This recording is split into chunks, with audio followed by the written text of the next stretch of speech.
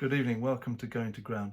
Today I'm going to read to you my latest written piece, which is on my WordPress blog, Down in the Ephra, which you can find online. And a slightly longer essay this evening, and so aware it won't be the most visually interesting of these Going to Ground films, but I suggest you look away from the screen and pretend it's an audio book, so you don't have to see my grinning visage, and that's all. So imagine you're in a village in Wiltshire, because this is about a place called Horningsham and its chapel. It's called Little Scotland. Past the plastic lions signing me to Longleat, I've skirted the estate to find Horningsham, home to the oldest nonconformist chapel in Britain. We invite you to come and worship, reads its notice board, Gothic script speckled by a few dead flies scuttled in the casement. Sitting modestly under a bonnet of thatch, the present building originates from 1700, although the reputed date of its foundation, painted on the east wall, is 1566. Horningsham Chapel was provided by Sir John Thynne to accommodate Scottish labourers then employed in the creation of Longleat, first of the great prodigy houses of Elizabethan England, and which in turn was built on the site of an Augustinian priory that Thynne had purchased after the dissolution. These workmen lived on a street in the village still named Little Scotland, their meeting house a small colony of an altogether different kingdom. Such tolerance looks genuinely exceptional for the times, given that uniformity in religion was such a vital sign of soundness in the body politic after the Elizabethan settlement of 1559, fundamental to Commonwealth, that era's favoured form of social imaginary. Setting the English situation in contradistinction to Catholic nations, where Church and Commonwealth were two societies independent, Anglican architect Richard Hooker asserted that with us, these two were one. His justification drew deeply on the Old Testament vision developed in the writings of Augustine, of divine reign over the nations of the earth, and moreover godly princes who would enact the same. In a word, he wrote, our estate is according to the pattern of God's own ancient people, which people was not part of them Commonwealth and part of them the Church of God, but the same people, whole and entire, were both under one chief governor, on whose supreme authority they did all depend. Likewise, John Jewel, one of the former bishops of Salisbury. Queen Elizabeth doth, as did Moses, Joshua, David, and all godly emperors have done. Recourse to these biblical antecedents would be a persistent theme throughout the following century. The Israel model, as John Coffey describes it in his fine study, Persecution and Toleration in Protestant England, being fairly irresistible as a template for the nascent state church, and indeed a justification for its violent persecution of those who chose not to belong. Recusancy, dissent, schism and heresy all perforce became linked to political sedition. The very founding figures who espoused a broad national church confidently criminalised and imprisoned those whose consciences automatically made them enemies of the state, trapped like flies behind glass. Interrogating Henry Barrow, the leading Puritan separatist who was consigned to London's pitiful Fleet prison, Lancelot Andrewes, future lyrical hand behind the King James Bible, we've come across him before in these films, haven't we? Commented to Barrow lightly, for close imprisonment you are most happy. The solitary and contemplative life I hold the most blessed life. It is the life I would choose. Denying himself, Andrews opted instead to become Dean of Westminster. Barrow, meanwhile, was hanged. Yet although separatists continued to bear the grim brunt of intolerance, the irony was that most didn't disagree with an Erastian polity, as it was called, that ceded religious authority to civil powers.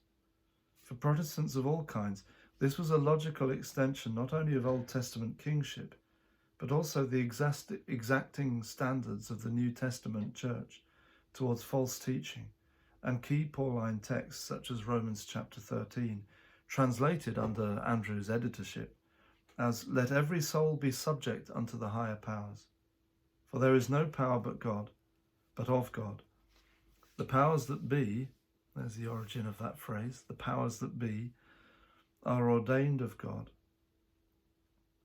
Far from objecting to temporal powers enforcing true religion, Puritans rather held that Anglicans had too roomy a view of who the elect were, and so separated themselves for righteousness' sake. The path towards toleration, especially of those perceived to be intolerant, was crazed with division, yet navigated at each stage by an emergent vision of Christian nationhood. In God's Englishman, his study of Oliver Cromwell, Christopher Hill contended that through the struggles of the English Revolution, the divine right of monarchy gradually transformed in popular conception to become the divine right of the nation. No less dangerous an idea, potentially, but one which injected a new and energetic sense of destiny into British foreign policy and the subsequent slow emergence of empire. The same process, paradoxically enough, refined and reinforced probably our most durable national value, individual liberty.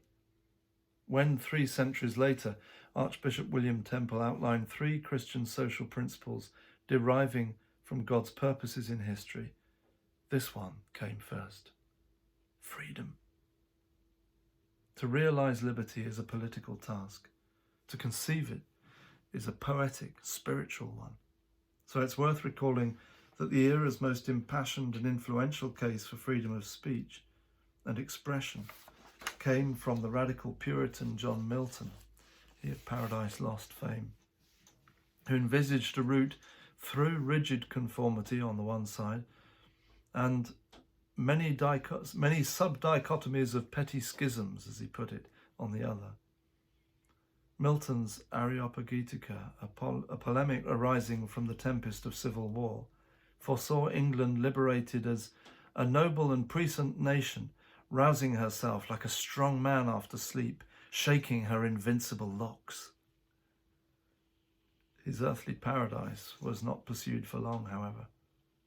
Uniformity in religion, which returned with the invincible locks of Charles II, attempted once more to hold intact the cracked vessel of state, with common prayer its cementing agent.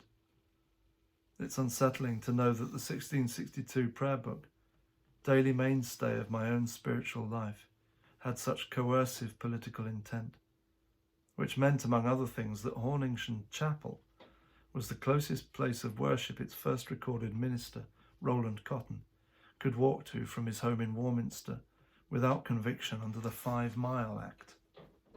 This last stage of the infamous Clarendon Codes, not repealed until 1828, prevented dissenting clergy holding any other form of service within 5 miles of a town where they might have, and I quote from the Act, opportunity to distill the poisonous principles of schism and rebellion into the hearts of His Majesty's subjects, to the great danger of church and kingdom.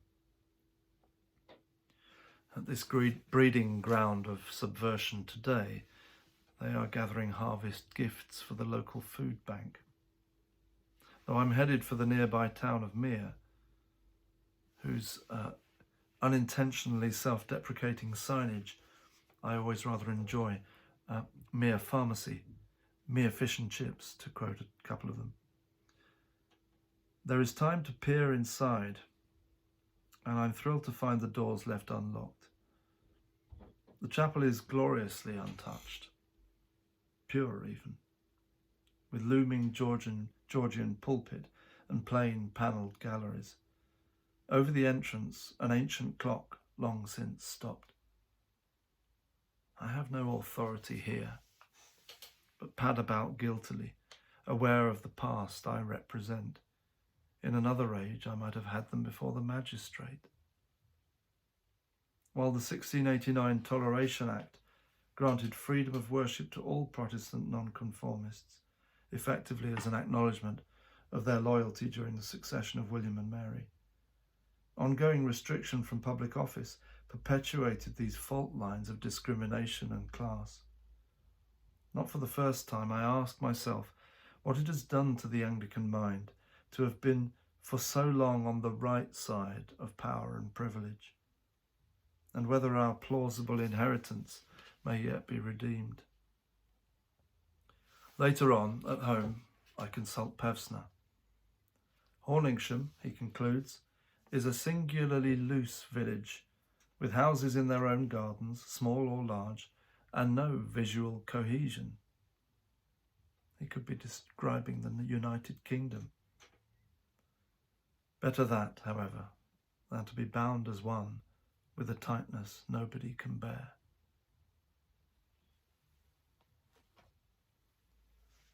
Thank you for listening. God bless you as you go to ground.